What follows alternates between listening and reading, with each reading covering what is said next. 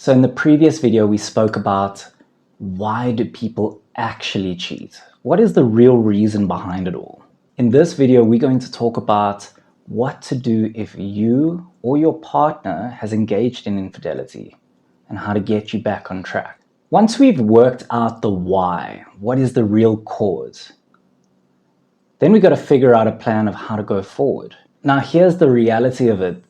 60% of the time when infidelity has occurred and the partner that has actually engaged in the infidelity tells the non-offending partner that they have cheated, 60% of the time, unfortunately, that partnership, that relationship doesn't survive. But that's without counseling, without marriage counseling, without couples counseling.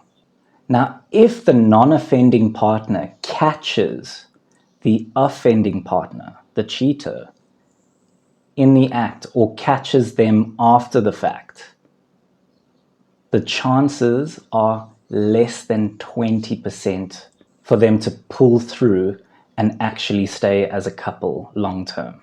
There's a massive difference between coming clean compared to being caught out by the non-offending partner. Now, an important point here is that infidelity is almost never completely because of one partner. There's normally blame to go on both sides. So, for example, in the previous video, we spoke about the couple that never used to fight, supposedly a great marriage, so they thought, until the male partner went and cheated with multiple women in multiple situations over a period of time.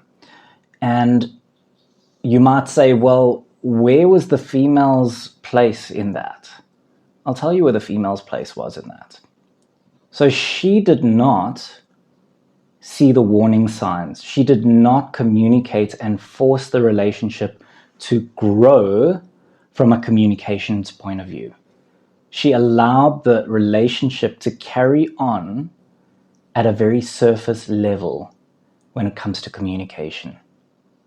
She never forced him to talk about his feelings and his views and how he's feeling about the fact that he lost his job. Or if she did, it was at a very low level and didn't get through to him properly. She also saw many warning signs over the period of time where he would come back late, why he'd have excuses all the time as to why he's not home, why he wasn't having sex with her. Those conversations weren't happening. She always just pinpointed it to something in her mind and didn't ask, saying maybe he's under stress at work and therefore he's not having sex with me and all of that. Now, I'm not saying that if you don't have sex as a couple, that's a really bad thing.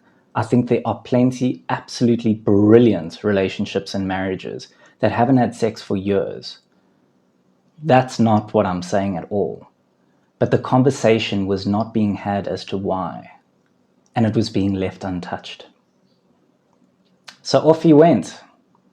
Dangerous, risky situations, could have been caught at any point in time, and he felt powerful and excited during that time. That's why he carried on for months at a time. He had no interest in getting into a relationship with these women.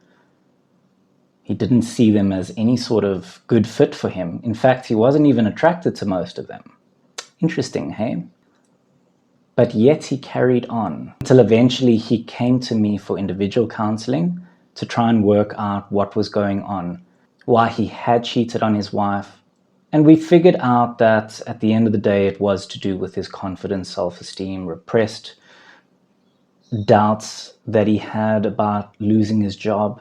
And eventually, he decided to tell his wife that he had cheated on her, and they came for couples counseling. And the full truth was revealed before that couples counseling session.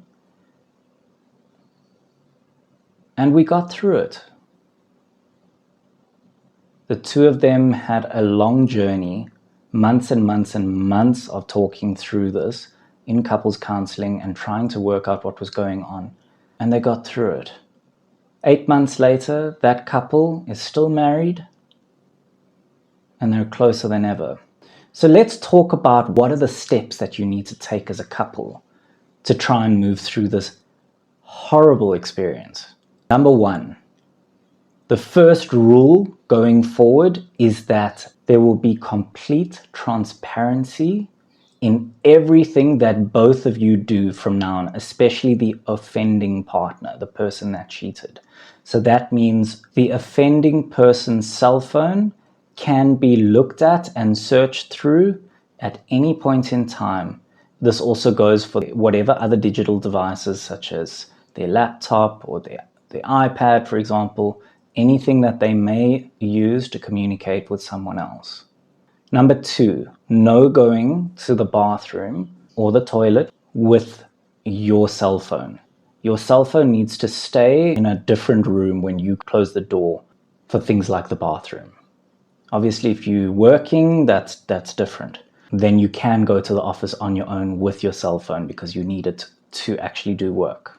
Number three, there should be a tracker on both of your phones, something like there's an app called Life 360 as an example, where you can actually see where each other is at any point in time. And I mean, that's not only a good idea for relationships that are under a microscope because of infidelity. It's great for a safety purpose. You can literally see at any point in time where that person is. Number four, bank statements and all of that need to be completely transparent. So if one partner wants to search through bank statements, that needs to be without question to show that that person is not lying. Number five, things such as porn need to take a backseat. The couple needs to learn how to talk to each other and only be focused on each other during that time. Number six, do not get family or friends involved in this difficult time. If you need someone to talk to, it's much better to go to a counselor or a professional, a non-biased partner. The problem with going to family and friends is they have a biased opinion and they have their own intentions behind what they say. And yes, they may give good advice, but there may be one part of that advice that is actually quite detrimental to the relationship, and that can cause huge trouble. Also, it's very common to lose friends during this time because your friend gets involved and your friend may say something that goes against the future values that the relationship creates, and then that person is thrown out of the friend circle. Happens quite regularly. The next thing is when it comes to conflict. If you decide to go to a marriage counselor during this time of infidelity, it would be quite important for most of the conflict and most of the very difficult questions to happen during the time of marriage counseling. Okay, you guys can then focus on the rest of your lives and talking to each other about other things. But when it comes to conflict as to why did you do that with her or why did you do that with him, those sort of questions, it's better for that to happen within the marriage counseling format because that can be managed and mediated a lot better. However, this is not a hard and fast rule. I understand if you are upset with your partner and you want to lash out at them because they cheated on you and you're feeling in a certain way, it's understandable. But it would be preferable if it's in front of a professional such as a counselor or psychologist. Lastly, you need to let your partner know at all times where you are, what you're doing, how long you're going to be. And if you deviate from that, you need to let them know and explain why so that they don't need to worry about it. In the next video, we're going to discuss what the red flags are for cheaters.